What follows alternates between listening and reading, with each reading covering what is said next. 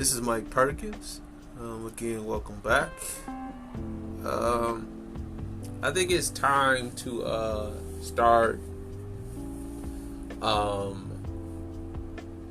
with the mission statement about why it is that the content exists. And I think that if anything that the space can do a better job of, we can do a better job of kind of putting out the mission statement of why this content even exists.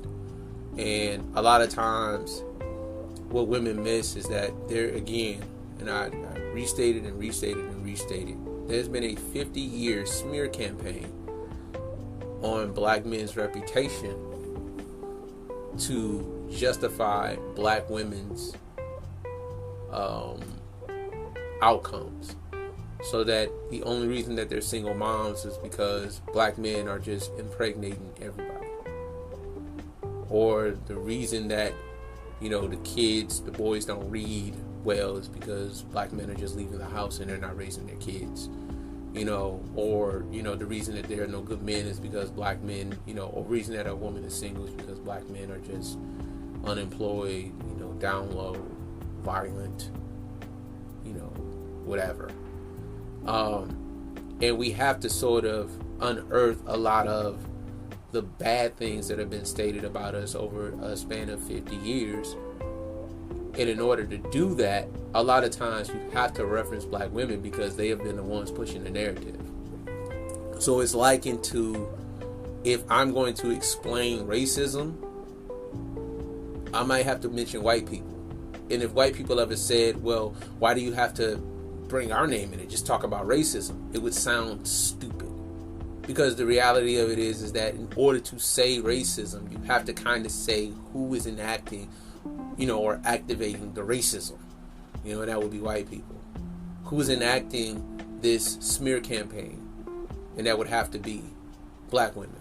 And enough times when you tell the truth behind the lie or the smear campaign, you have to sort of, in their eyes, put black women down. But you really have to say what black women have been doing. So for example, instead of this narrative of the reason that women are filing for more,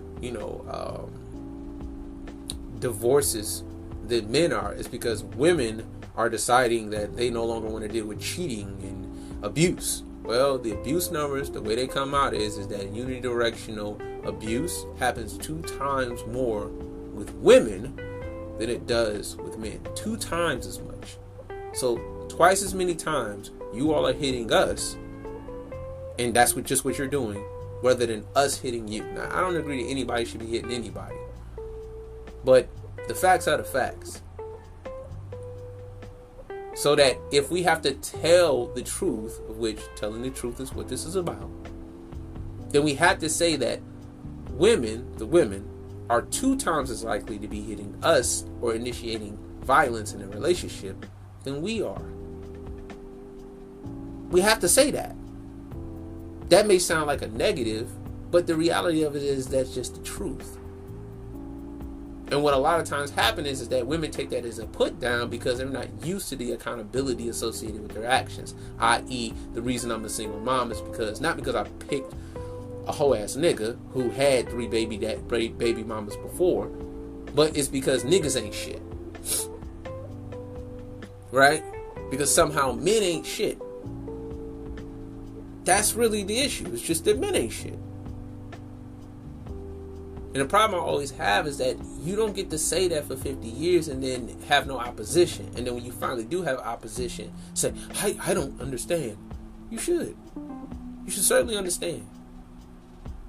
But a lot of what happens is that women are they just don't want anything to be said. Don't say anything. Don't say anything. And a lot of the new content that is coming out, a lot of the women are really just opposed to it. So they look for the stuff where, there was one clip that, that went viral, whereas this guy, he didn't seem to be tall. He had a curtain hanging up, and I'll put the description in the bottom. You know what I'm saying? The description. I'll put the YouTube clip up in the description. It was on TikTok, And he was just like, women aren't the prize, I'm the prize, whatever. And he was stomping. He seemed a little upset. Look, wasn't the best showing, right? And he wasn't. I don't think he was black. He looked like he was like Hispanic or something. You know what I mean? I really can't tell, but whatever. But at the end of the day, they would rather that be the representation than for somebody to say women are 2 times as likely to in unidirectional abuse, 2 times as likely to be the initiator. Like, they would rather it be that than to listen to what's actually being said. Because most of what's being said by the big content creators, your Kevin Samuels, your mediocre tutorials and reviews, Poor Man's Podcast, Angry Man, City, and so on and so forth. They generally use facts, data, statistics, history, so on and so forth. And I've left out some names, but whatever. They usually use information that is readily available, and what they want is to make it about rating. You think you can just rate a woman? Yeah, because men get rated all the time and people have no problem with it. People have no problem with it. People have no problem with men, black men specifically, being disrespected. They only have a problem with black women are being disrespected. And look, I don't think anybody should be disrespected. But keep the same energy. I don't think anybody should be put down, but keep the same energy. There's a whole sub-genre of entertainment based on telling broke niggas that they are broke. I'm not against it. If, whatever. Tell broke niggas that they broke. If you're broke, get your money up. And if you can't get your money up, well, then you just broke. And you get what comes with that. I'm not against it. But a nigga should be able to then say, I don't want a woman that's 300 pounds. I should be able to say I don't want a woman with a lace front. There's a whole culture, subculture, dedicated to telling broke niggas that they broke. And I'm not against it. Not because I'm trying to say, I'm just like, I get it. Women don't want broke guys. That's okay. That's kind of okay. That's your preference. That's okay. Every woman that calls into Kevin Samuels says that they don't want an average guy. They want a high value guy. That is perfectly okay. And not because I'm trying to say, well, now I should be able to say no, because I get it. I'm actually saying it's okay. It's okay for you to voice your actual preference. You can't get mad that men have preferences. You can't relitigate attraction. Only on one side. You can't make it illegal to not like, of which I think that they would. I think that what they would do is that if they could make it to where you had to be attracted to an overweight woman or else you go to prison, I think that they would do that. I think that that's how far they're going. Because it's getting to a point where they're trying to litigate attraction. They're making up words. Fatphobic is the dumbest word ever. It's just dumb. It's a dumb word. Colorism is another one. I would ask any woman that believes in the idea of colorism, of which, whatever. If you believe in colorism, do me this favor. Explain colorism without using sexual politics and without just really explaining racism. Give me colorism without those two things. Because typically what I hear is that men are more attracted to lighter skinned women. So fucking what? Women are attracted to taller guys. There's no such thing as heightism. You can't control your height. You're born with what you're going to be born with, and you're as tall as you're going to be tall. There's no such thing as heightism. And men don't want to be assholes, so we don't push that because we actually don't feel that. Even if you're a short guy, you probably just like, well, I'm short, so I just gotta overcompensate in other areas. I gotta be in shape. I gotta have my money up. I gotta be, I gotta keep my look up. I gotta dress well or whatever. I have to overcompensate in other areas. See, men are realistic. Men are not walking around thinking like, I don't think that the guy at Home Depot makes $25,000 a year who's 5'5" and a half, 180 pounds. I don't think that he's walking around saying, I deserve Beyonce. Like, I think he realistically understands that he can't get Beyonce. And that's fair.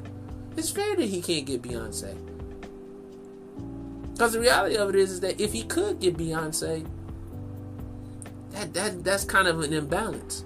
But we can't litigate or relitigate attraction with y'all. Because you all are attracted to what you're attracted to. But you're trying to relitigate it like now fat phobia means that you gotta pick a fat girl. No. Again, explain fat phobia without sexual politics. Explain it. Because if there's no sexual politics, then it's just I want men to be attracted to me even though I'm overweight. Which is not a fucking, you know how stupid that sounds? It's stupid. It's just you don't want to have to work for the very men you want to work for you. You gotta do something. And what we need to start doing is saying, this is the reason for, of which we are. We are saying that this is the reason for it.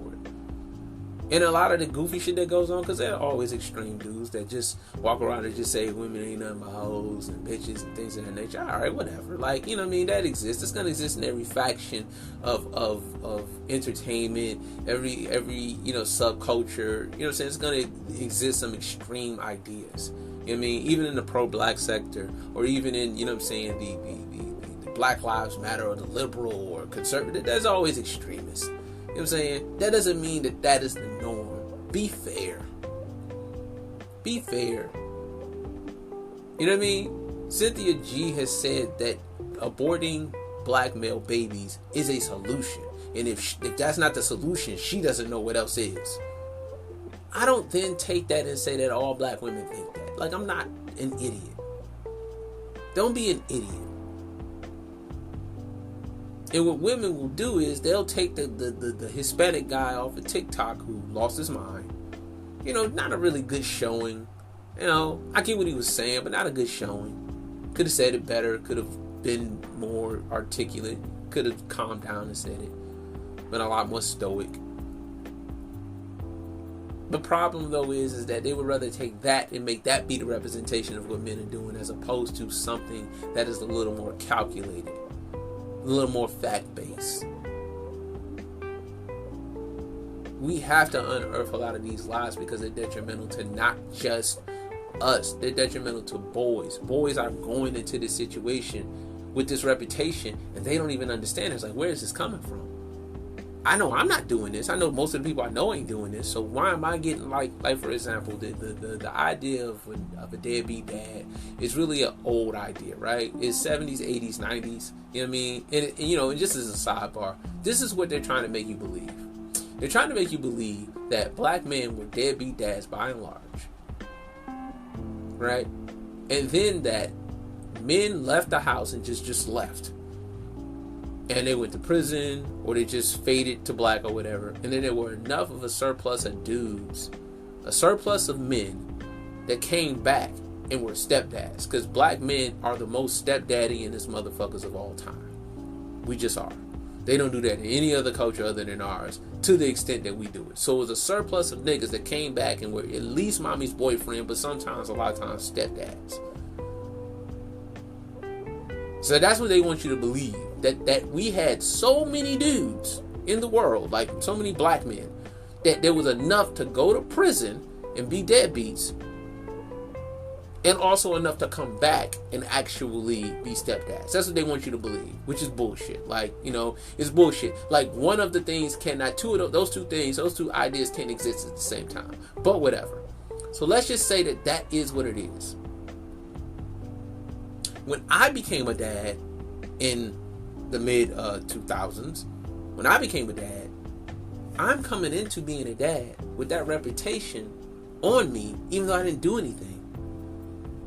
So that when I went to court finally, you know what I'm saying, after my divorce and after all the things that happened, I'm being treated as if that's true about me, and I didn't even get to get a reputation for that because I haven't done anything yet.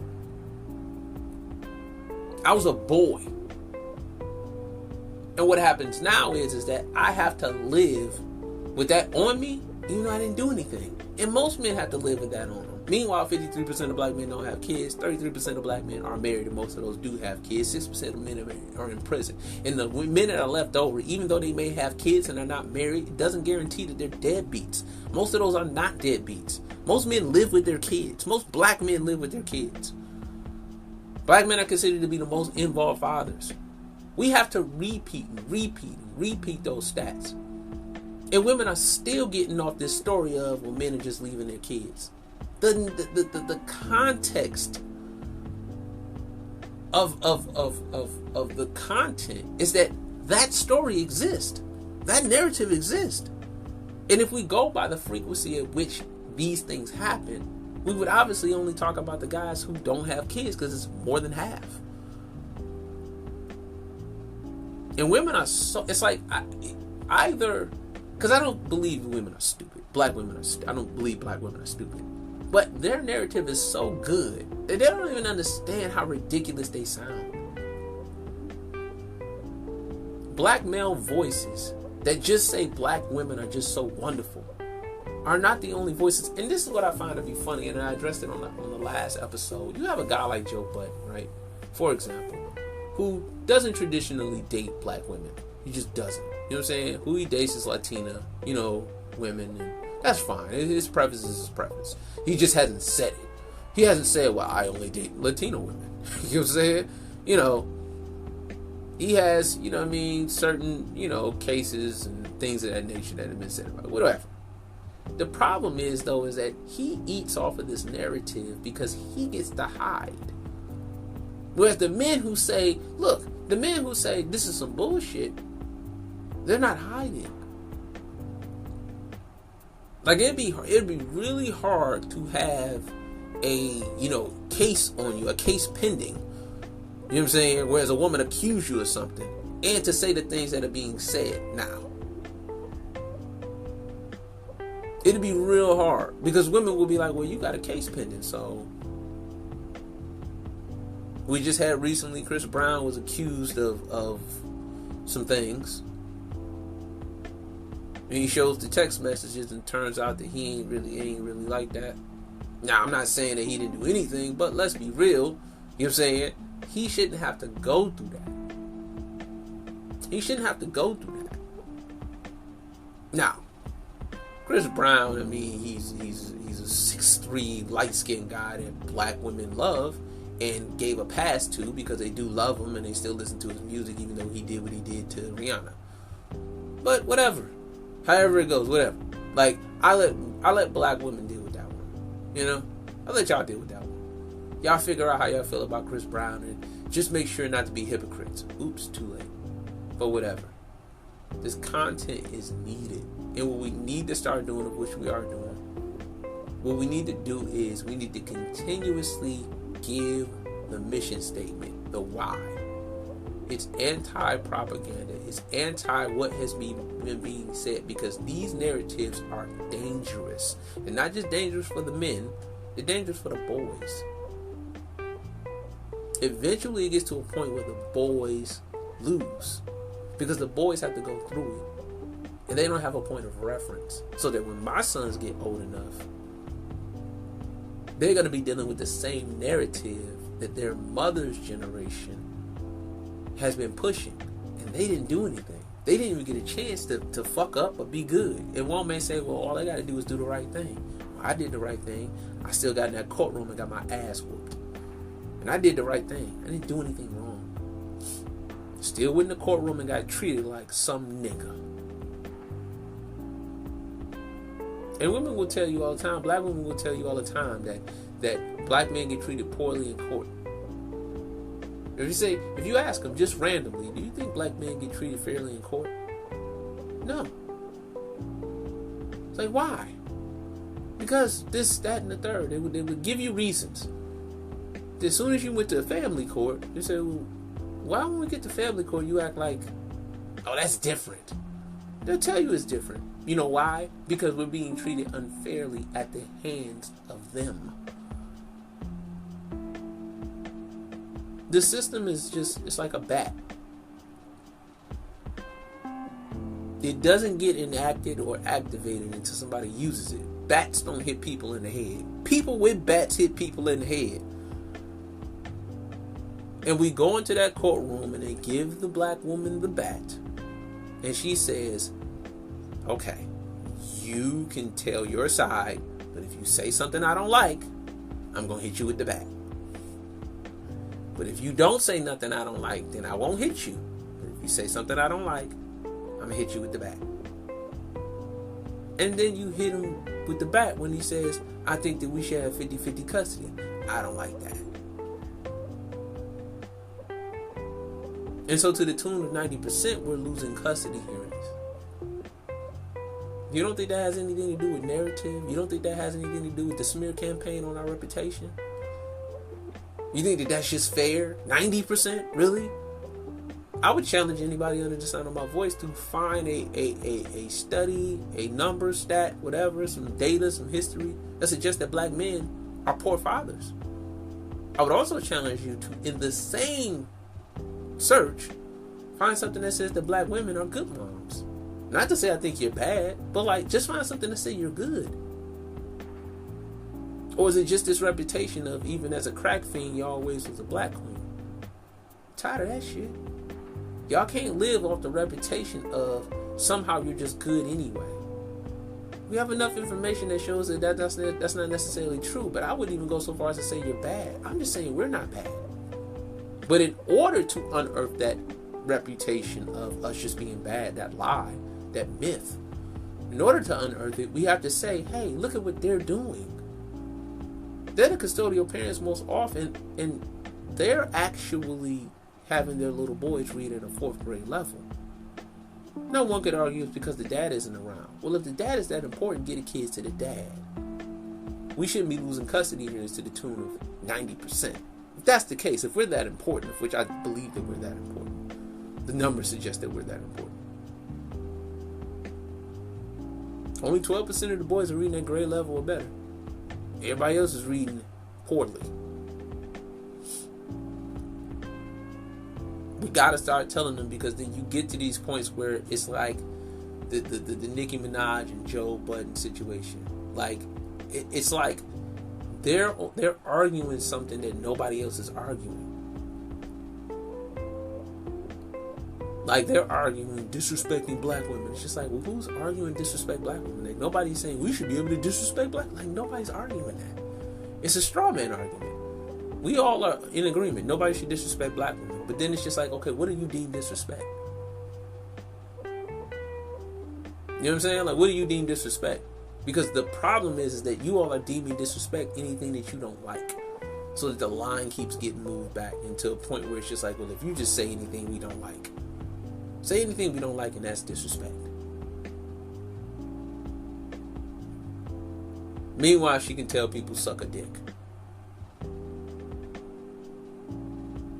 And I'm for her freedom of speech. She can say anything she want to say. She got enough money, enough following, enough, you know what I'm saying, of gravitas to say whatever she wants to say. I wouldn't speak against her freedom of speech. She can say whatever she wants to say. But nobody is for disrespecting black women. So that you should be fighting for there being no disrespect for black men. As opposed to just saying, I love my black men, meanwhile allowing us to be disrespected by your constituency. You know, your fellow female artists. There's enough music out there for you to just say, I can do a playlist of disrespectful songs that are not. And look, and you may say disrespectful songs to black women. I would argue against that. I would say that black men have done a very good job of separating who they're talking about. Of separating who they're talking about. So when we talk about hoes, you know who we talking about. You'll say, we're not talking about regular women. You're not talking about the women who has a cushy job as a receptionist at some corporate building. Like, we're not talking about her, obviously, right? Clearly we're talking about hoes. When they're talking about hoes, they differentiate who they're talking about. When y'all talking about broke niggas, it's any nigga that's not making over 6 figures. We know. We know. When you say I'm not lowering my standards, we know what you're talking about. And you're not differentiating the two. You're not saying a solid guy that has a nice corporate job. Of which, if that's not what you want, that's fine. That's fine. That is quite okay if you don't want that. You can want anything you want to want. It's your call. You can't litigate our attraction. You can't relitigate what disrespect is. You can't go back and say, well, this is disrespect. No. You've had 50 years of just full-on, unopposed smear campaign. That men are responsible for your bad outcomes. And I'm in the space instead of just say we're not responsible for it. Some of this shit is just y'all making decisions that are bad. Whole culture is not helping y'all. It's lending itself to the highest STD rate, to the highest rate of kids out of wedlock, leading in abortions. Reckless, and reckless. That's all it's lending itself to. It's not helping you. It's not like you win, like, well, we're winning. No, you're not. You're losing.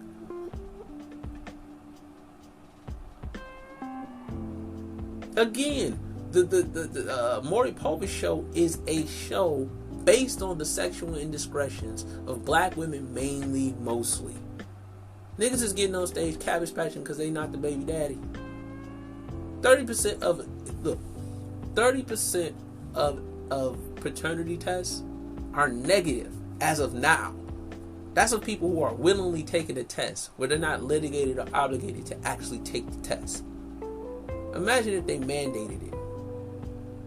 If they made it mandatory at birth, that number would go through the roof. But you know why it would go through the roof? Because the truth is not being told. And once the truth is being told, once it's time for that truth to be told and women have to kind of come to terms with what they've been doing, I wonder if they're ready. Because I know that they're you know what's really happening is that they're afraid for that other shoe to drop. Because it hasn't yet. We've only had 2 years. Like, the space has been, you know, the manosphere, the black manosphere has been alive for, you know, been around for, you know, a good 10 years. But the last 2 years has been, it's accelerated. And a lot of the problem is that women are feeling like that other shoe is about to drop.